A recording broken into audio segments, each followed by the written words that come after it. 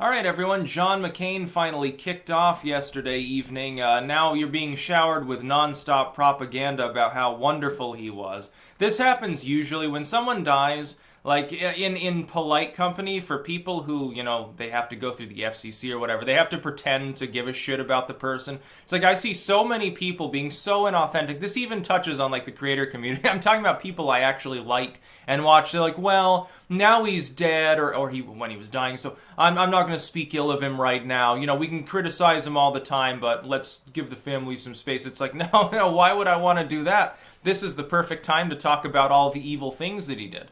Because right now everyone else is trying to whitewash him. The liberals are only trying to do this. The only reason why a lot of these people aren't rambling about his role in Iraq, or the time he sang about bombing Iran, or the fact that he was so dumb he thought Sarah Palin was a good running mate. The only reason these people are talking well about him right now is because he's a never-Trumper. You know that for a lot of these people, that is literally the only reason. If they actually knew anything about John McCain, and they don't, other than from the last couple of years he's been a Trump opponent, if they knew anything about his own voting record, especially with regards to war, they would hate the dude. But they're too ignorant to look into that. They're just hearing what they hear on TV, and they're hearing about how he was a good guy.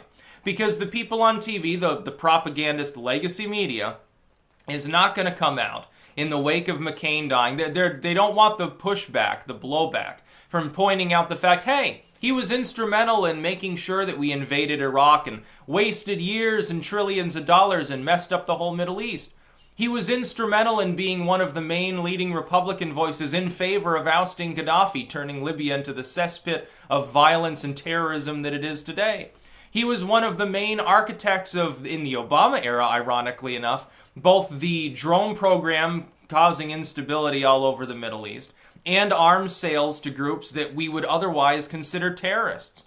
Hey, he hung out with people that are basically allied with the Taliban, among other groups. What a wonderful guy. No, on foreign policy, he was simply a despicable proxy war-loving jingoist who thought that the only solution to every problem in the world was firepower. Diplomacy, what the hell is that? Diplomacy is when you bomb people, right? Says John McCain.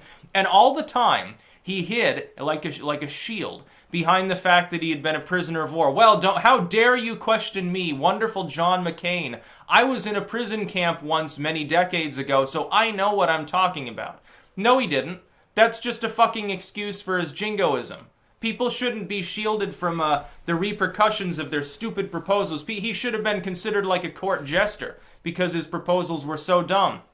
Again, look at Iraq. Look at the Middle East today in the wake of the McCain-style foreign policy that we maintained under Bush and persisted through under Obama. It's just it went underground and took the form of drones and robots a little bit more than open, large-scale invasion. Same result, though, in Libya. Same almost result in Egypt. Yeah, John McCain loved the Muslim Brotherhood. He thought it was a great time. He sat there probably with Obama congratulating him. Oh, Egypt, I can't wait to vacation there now that it's run by violent zealots that are going to grind the local population down with despicable authoritarianism. Thanks to people like John McCain, it's not solely his fault, but John McCain, the Bushes, the Bushes and Cheneys, and the Rumsfelds and all those assholes, the Obamas, certainly the Schumers of the world, thanks to the neocons and neolibs and their jingoistic foreign policy, tens of millions of people who were living decent lives are now enmeshed in total poverty. You look at the refugee crisis over in Europe. What caused that? It was the Syrian civil war would have ended years ago if it hadn't been for the involvement of turds like John McCain. We wouldn't have a problem. Ironically enough, the establishment has laid the groundwork for its own inevitable political demise and the rise of MAGA populism and the rise of Five Star and Le Pen and UKIP and all these things. They only rose up to prominence because of social alienation felt in part because of the crisis caused by U.S. policy in Syria. Yeah, that was the result of neocons. That was the direct result of people like McCain. If you're a Republican, you're like, well, look at this crisis. It feels like we're being displaced or whatever. You can blame John McCain and his ilk. It wasn't the liberals that caused it. The liberals weren't the ones doing that. It was the neocons. They'd rather blame the social justice warriors. The social justice warriors are just are just the second step in creating the problem. The primer for this bomb essentially was people like John McCain and their actions in Syria and in Libya and in every other fucking country within the Middle East.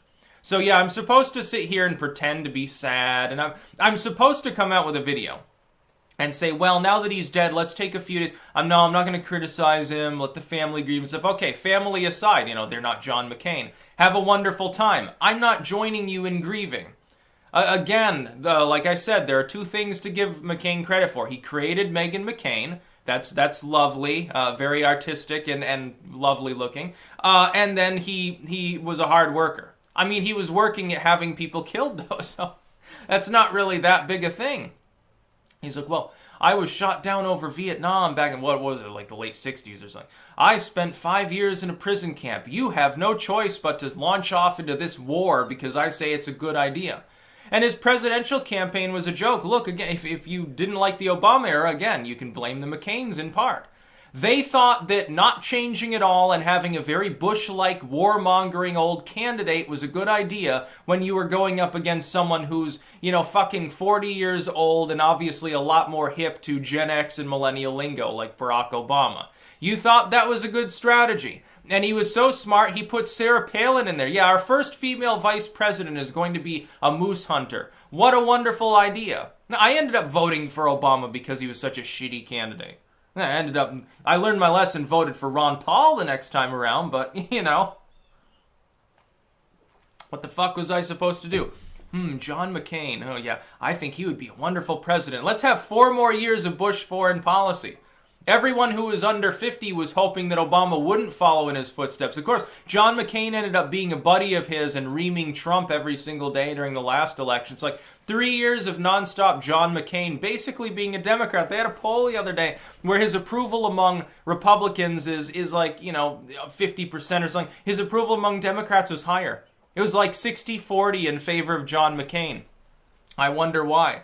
Could it be because he's consistently obstructed? The first Republican to hold office since Dwight Eisenhower that didn't want to bomb everything that fucking moved in the world? Yeah, I think that we've figured out why. That's about all. Peace out.